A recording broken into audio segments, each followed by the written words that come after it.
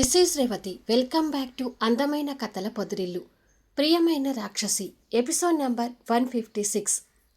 తల్లిదండ్రుల సమాధి దగ్గరికి చేరిన చైతన్య, ఆనంది. ఆ తర్వాత అమర్కి వాళ్ళకి మధ్య జరిగింది ఏంటి? కథలకు వెళ్ళబోయే ముందు దయచేసి వీడియోకి ఒక లైక్ ఇవ్వండి. అలాగే హైప్ ఇచ్చి వీడియోని సపోర్ట్ చేయండి. స్టోరీస్ నచ్చినట్టయితే మన ఛానల్ని తప్పకుండా షేర్ చేయండి. ఇక కథలోకి వెళ్ళిపోదాం. మీరే కనిపిస్తున్నారు, చైతన్య ఆనంది ఎక్కడా అని అడుగుతుంది బామ్మగారు.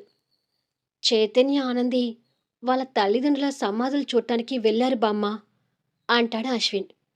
అది విని అమర్ షాక్ అవుతూ, వాళ్ళ తల్లిదండ్రుల సమాధుల వాళ్ళ సమాధుల గురించి వీళ్ళకెలా తెలుసు అని అడుగుతాడు. ఇప్పుడే ఎవరో దంపతులు వచ్చి వాళ్ళ తల్లిదండ్రుల మరణం గురించి చెప్పారంకుల్ అంటూ ఇప్పటి వరకు అక్కడ జరిగిన విషయమంతా జితేంద్ర వాళ్ళకి పూసగుచ్చినట్టుగా చెప్తాడు. అది విని అమర్, దమయంతి గారు నిర్ఘాంతపోతుంటే నందిత షాక్ అవుతూ, దేవి రమేష్ చంపింది ఈ ఊరు దుండగులని చెప్పావు కదా, వాళ్ళు నీ శత్రులు ఎందుకవుతారు అమర్ అని అడుగుతుంది. భార్యకి సమాధానం చెప్పలేక అమర్ అక్కడ ఇంకొక మాట కూడా మాట్లాడకుండా, నేనిప్పుడు వాళ్ళ దగ్గరికి వెళ్ళాలి అని వెళ్ళబోతుంటే, ఒక్క నిమిషం అంకుల్ అంటాడు జితేంద్ర మంచితనం నటిస్తూ. ఏంటి అన్నట్టుగా అందరూ జితేంద్ర వైపు చూస్తారు. వాళ్ళ తల్లిదండ్రులు చనిపోవటానికి కారణం ముమ్మాటికి మీరే అన్నట్టుగా ఆ దంపతులు చైతన్యకి, ఆనందేకి చెప్పారు. ఇప్పుడు వాళ్ళ మనసులో మీ మీద ఏదైనా నెగిటివ్ ప్రభావం ఏర్పడుండొచ్చు. ఎందుకైనా మంచిదని ఈ విషయం మీకు ముందుగా చెప్తున్నాను అంటాడు జితేంద్ర. అది విని అమర్ భయపడుతుంటాడు. అసలు ఆ మాటలకే అమర్ గుండె ముక్కలవుతున్నట్టుగా ఉంటుంది. ఎక్కడ చైతన్య, ఆనంది తండ్రిని హేట్ చేస్తారేమో అని అశ్విన్ మనసులో కూడా అదే భయం ఏర్పడుతుంటుంది. లేదు, నా కోడలు అల్లుడి దృష్టిలో నేను చెడ్డవాణ్ణి కాకూడదు. వాళ్ళు నన్ను చెడ్డవాడిగా చూస్తే నేనసలు తట్టుకోలేను అని మనసులో అనుకొని అమర్ వాళ్ళ కోసం వెళ్తుంటాడు. మనం కూడా అక్కడికి వెళ్దాం పదా అమ్మా అంటూ అశ్విన్ ముందు అడుగు వేస్తుంటే అందరూ వాళ్ళ వెనక వెళ్తుంటారు. అప్పటి వరకు అమర్ మొహంలో కంగారును చూసి శశాంక్ మనసులోనే పండగ చేసుకుంటాడు. వాళ్ళతో కలిసి ఆనంది, చైతన్య ఆ సమాధుల దగ్గరికి చేరుకుంటారు. అదిగో మీ అమ్మా నాన్న సమాధులు అవే అంటూ ఆ దంపతులు వాళ్ళకి వాళ్ళ సమాధులను చూపిస్తారు. ఇద్దరూ అటుగా చూసేసరికి ఆ సమాధుల దగ్గర ఈ 2 రోజుల నుంచి శుభ్రం చేసి ఆ సమాధులకి పూలదండలు వేసి ఉన్నట్టుగా కనిపిస్తుంటుంది. అలా పూలదండలు వేసి ఉంటుందని తెలియని ఆ దంపతులు కాస్త ఆశ్చర్యపోతుంటే, సమాధుల మీద వాళ్ళ రూపాలు చెక్కి కనిపిస్తూ పక్కపక్కనే ఉన్న తల్లిదండ్రుల సమాధులను చూస్తూ చైతన్య, ఆనంది కన్నీళ్లు పెడుతూ దగ్గరికి చేరతారు. ఇద్దరూ ఆ సమాధుల దగ్గర కూలబడి ఆ సమాధులను పట్టుకొని కన్నీళ్లు పెడుతుంటారు. అది చూసి ఆ దంపతులు సంతోషపడుతుంటే ఈలోపు అమరేంద్ర వాళ్ళు అక్కడికి చేరుకుంటారు. వాళ్ళు వస్తారని ముందే గ్రహించిన ఈ దంపతులు వాళ్ళకి దారిస్తూ పక్కకు తప్పుకుంటే, వాళ్ళకి అలా చెప్పినందుకు దమయంతి గారు వాళ్ళ వైపు కోపంగా చూస్తుంటుంది. బాగున్నారా పిన్ని గారు అంటూ వాళ్ళేదో మంచితనం నటిస్తూ దమయంతి గారి దగ్గరికి వెళ్ళి తన చేతులు పట్టుకొని పలకరిస్తుంటే, వదలండి అంటూ కోపంగా ఆ చేతులు విడిపించుకుంది. చైతన్య, ఆనంది వాళ్ళ సమాధుల మీద పడి ఏడుస్తుంటే అమర్ హృదయం భారం అవుతూ ఉంది. ఆ క్షణం ఒక అమరికే కాదు, ఆ సమాధులను చూస్తున్నందుకు, ఆ సమాధులు పట్టుకొని ఈ ఇద్దరు ఏడుస్తున్నందుకు నందితకు, అశ్వినికి, శిరీషకి కూడా కన్నీళ్లు తిరుగుతుంటాయి. ఇంకా నందితకు అయితే వాళ్ళతో ఉన్న స్నేహపు జ్ఞాపకాలు గుర్తొచ్చి ఇంకా బాధపడుతుంటుంది. ఒక జితేంద్ర మాత్రం సంతోషపడుతుంటాడు. అమర్ దగ్గరికి వెళ్ళి తల్లిదండ్రుల సమాధుల మీద పడి ఏడుస్తున్న వాళ్ళిద్దరినీ కళ్ళ నిండా నీళ్లు నింపుకొని చూస్తుంటాడు. నందిత కూడా అమర్ పక్కకు చేరి ఏడుస్తున్న వాళ్ళిద్దరిని చూస్తూనే ఆ 2 సమాధులకి హృదయపూర్వకంగా నమస్కరిస్తూ ఉంటుంది. ఆ తర్వాత అశ్విన్, శిరీష కూడా వాళ్ళ పక్కకు చేరి వాళ్ళ సమాధులకి నమస్కరిస్తుంటారు. అదంతా చూస్తున్న దమయంతి గారు కూడా బాధపడుతుంటుంది. అక్కడికి చేరిన శశాంక్ ఓ చెట్టు చాటున చేరి అదంతా గమనిస్తూనే ఉంటాడు. అన్నా చెల్లెలు ఇద్దరు తట్టుకోలేనట్టుగా ఏడుస్తుంటే అశ్విన్ వాళ్ళ బాధను చూడలేక దగ్గరికి వెళ్ళి ఇద్దరిని కాస్త బలవంతంగా అక్కడి నుంచి లేపి, మీరిక్కడే ఉంటే ఇలాగే ఏడుస్తారు. ముందు మన ఇంటికి వెళ్దాం పదండి అని అంటాడు. ఇక ఆనంది అయితే తట్టుకోలేనట్టుగా అశ్విన్ హగ్ చేసుకుని, మా అమ్మా నాన్నని ఎవరో కత్తి పెట్టి పొడిచారంటే అసలు తట్టుకోలేకపోతున్నానయ్యమ్మా. నా తల్లిదండ్రులు చంపిన రాక్షసుడు ఎవడో గాని వాడిని నా చేతితోనే చంపేయాలని ఉంది అని అంటుంది. చైతన్య కూడా దుఃఖం ఆపుకోలేనట్టుగా కన్నీళ్లు పెడుతూ ఉంటే ఆ క్షణం శిరీష కూడా చైతన్యని చూసి బాధపడుతుంటుంది. చైతన్య ఆనంది ఇద్దరు కన్నీళ్లతో అమర్ని చూస్తుంటే అమర్ ఆ క్షణం వారి చూపుల్ని ఫేస్ చేయలేక ఏదో తప్పు చేసిన వాడిలా తలదించుకుంటాడు. అదంతా అశ్విన్ చూపులు దాటిపోలేదు. మరి కొద్దిసేపటికి అందరూ కారులో బయలుదేరితే శశాంక్ అక్కడికి వచ్చి, నేను అనుకున్నది అనుకున్నట్టుగానే చెప్పారు అంటూ వాళ్ళకి డబ్బులిచ్చాడు.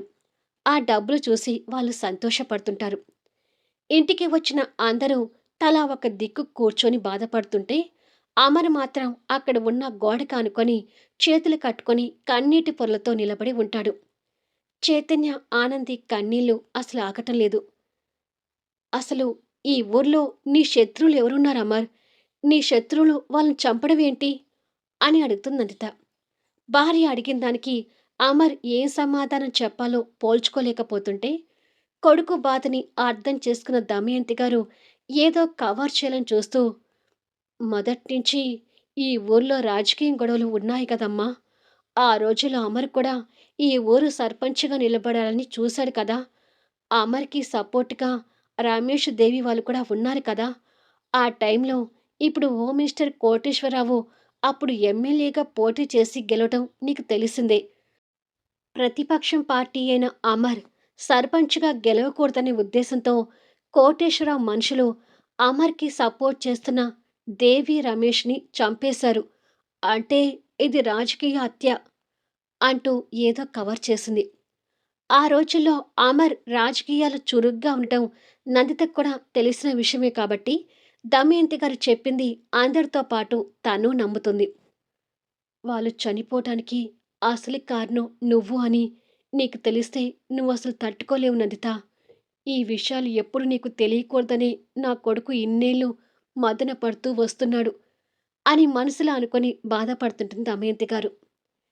జితేంద్ర వాళ్ళకి గొడవలు పెట్టాలనే ఉద్దేశంతో మాట్లాడుతూ, అయితే వాళ్ళు చెప్పింది నిజమే. వాళ్ళ పేరెంట్స్ మర్డర్ కావటానికి అసలు కారణం అమర్ అంకుల్ అన్నమాట అని అంటాడు. జితేంద్ర ఆ మాటలు విని చైతన్య ఆనంది కన్నీళ్లు పెడుతూ జితేంద్ర వైపు చూస్తుంటే, రే జితేంద్ర, నువ్వు నోర్ముయ్ అంటుంది బామ్మగారు. అంటే బామ్మ, నా ఉద్దేశం ఏంటంటే అమర్ అంకుల్ కారణంగా ఆనంది వాళ్ళ పేరెంట్స్ చనిపోయారు కదా. కానీ నిజాన్ని దాచిపెట్టి యాక్సిడెంట్లో చనిపోయారని చెప్పడం కూడా అమర్ అంకుల్ది తప్పు కదా అంటూ ఇంకా రెండు మాటలు చైతన్యకి ఆనందికి ఎక్కించే ప్రయత్నం చేస్తుంటాడు. వాళ్ళ మాటలకు అశ్విన్ అమర్ కంగారు పడుతూ చూస్తుంటే నందిత దమయంతి గారు మాత్రం జితేంద్రని కోపంగా చూస్తుంటారు. నందిత నిప్పులు కురిపిస్తున్న చూపులకు జితేంద్ర భయపడుతూ ఇక టక్కున నోరు మూస్తాడు. వాడి మాటలు విని ఆనంది చైతన్య లేచి కన్నీళ్లు పెడుతూ వాళ్ళ మావయ్య దగ్గరికి వస్తుంటారు. అమర్ వాళ్ళని ఎలా ఫేస్ చేయాలో తెలియక ఇబ్బంది పడుతుంటాడు. ఇప్పుడు కథ అసలు రణరంగం మొదలయ్యేది అనుకుంటాడు జితేంద్ర వాళ్ళిద్దరూ అమర్ దగ్గరికి వెళ్ళడం చూస్తూ. ఆ ఇద్దరితో వాళ్ళ నాన్నగారు ఎక్కడ మాటలు పడాల్సి వస్తుందేమోనని అశ్విన్ భయపడుతూ, ప్లీజ్ ఆనంది, ప్లీజ్ చైతన్య, మా నాన్నగారిని ఏమీ అనొద్దు. మీ ఇద్దరి కోసం ఆయన తన జీవితాన్ని ధారపోశారు అని మనసులో అనుకుంటాడు. ఇక తండ్రి ప్రేమంటే ఏంటో తెలియని శిరీష మాత్రం మౌనంగా ఉంటే అమర్తో వాళ్ళిద్దరూ ఎలా రియాక్ట్ అవుతారేమోనని నందిత బామ్మగారి మనసులో కూడా భయం ఉంటుంది. ఆనంది చైతన్య ఇద్దరు కన్నీళ్లు పెడుతూ వెళ్ళి అమర్ ముందు నిలబడ్డారు. అమర్ వాళ్ళ ముందు తప్పు చేసిన వాడిలా తలదించుకొని రెండు చేతులు జోడిస్తాడు. వాళ్ళ ముందు తండ్రి అలా చేతులు జోడించటమే అశ్విన్ సగం చచ్చిపోతుంటే ఇక నందిత దమయంతి గారి కళ్ళల్లో కన్నీళ్లే వస్తుంటాయి. శివంగి మాత్రం మూగబోయిన దానిలా ఎలాంటి ఎక్స్‌ప్రెషన్ లేకుండా మౌనంగా చూస్తుంటుంది. జితేంద్ర మాత్రం పొగరుగా నవ్వుతుంటాడు. అమర్ వాళ్ళ ముందు చేతులు జోడించి కన్నీటి పొరలతో చూస్తూ, మీ అమ్మా, నాన్న యాక్సిడెంట్‌లో చనిపోయారని అబద్ధం చెప్పడం నా తప్పే. వాళ్ళు మర్డర్‌కి గురి అయ్యారు అంటే మీరు ఇంకా ఎక్కువ బాధపడతారని నేను ఇన్ని రోజులు చెప్పలేదు. మీరు విన్నది కూడా నిజమే. మీ అమ్మా, నాన్న నా కారణంగానే చనిపోయారు. నా శత్రువులే వాళ్ళని పొట్టన పెట్టుకున్నారు. నా కారణంగా మీకు తల్లిదండ్రుల ప్రేమ దూరమైనందుకు నన్ను క్షమించండి అని అంటాడు. మావయ్య అంటూ చైతన్య కన్నీళ్ళు పెడుతూ ఒక్కసారిగా అమర్‌ని హగ్ చేసుకున్నాడు. ఆ చర్యకి జితేంద్రకి షాక్ కొట్టినట్టుగా ఉంటే, అశ్విన్ మిగతా వాళ్ళందరూ ఆశ్చర్యంగా చూస్తుంటారు. చైతన్య అమర్‌ని హగ్ చేసుకొని ఎమోషనల్ అవుతూ, మీరు మమ్మల్ని క్షమాపణ అడగటం ఏంటి మావయ్య? మీరలా మాట్లాడితే మేము భరించలేము. మేము తల్లిదండ్రుల ప్రేమను దూరమై ఉండొచ్చు. కానీ నేను, నా చెల్లెలు అంతకు మించిన ప్రేమ మీ దగ్గర పొందాము. మేము తల్లిదండ్రుల ప్రేమని మర్చిపోయాము అంతగా మీరు మమ్మల్ని పెంచారు. అలాంటిది మీరు మమ్మల్ని క్షమాపణ అడగటం ఏంటి మావయ్య? అని అంటాడు. ఆ మాటలు అశ్విన్ మిగతా వాళ్ళు అందరూ విని సంతోషపడుతుంటే, జితేంద్రకి మాత్రం గట్టి షాక్ తగిలినట్టుగా ఉంటుంది. ఆనంది కూడా కన్నీళ్ళు పెడుతూ, అవును మావయ్య. అందరికీ తల్లిదండ్రుల ప్రేమ దొరకటం మామూలే. కానీ మాకు మావయ్య పెంపకంలో అంతకు మించిన ప్రేమ దొరకటం మా ఇద్దరి అదృష్టం. పోనీ మీరేమైనా మా సొంత మేనమామ అంటే అది కూడా కాదు. దూరపు బంధువా అంటే అది కూడా కాదు. అసలు మీకు మాకు ఎలాంటి బ్లడ్ రిలేషన్ అనేది లేదు. కేవలం మా పేరెంట్స్‌తో మీకున్న స్నేహం మమ్మల్ని మీ బంధుత్వంగా కలిపింది. మీకు మాకు ఎలాంటి రిలేషన్ లేకపోయినా మమ్మల్ని ప్రాణంగా పెంచారు. అసలు ఇలాంటి అదృష్టం మాకు తప్ప ఇంక ఎవరికి వస్తుంది చెప్పండి మావయ్య.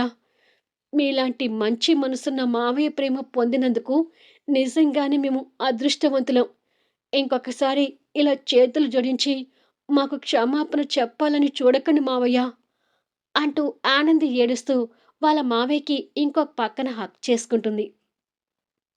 అప్పటి వరకు గుండెల మీద పెద్ద బరువు మోస్తున్న అమర్‌కి ఆ బరువు దిగినట్టుగా తేలిక పడుతూ ఆనందిని చేతిని దగ్గరికి తీసుకొని, నన్ను అర్థం చేసుకున్నారు.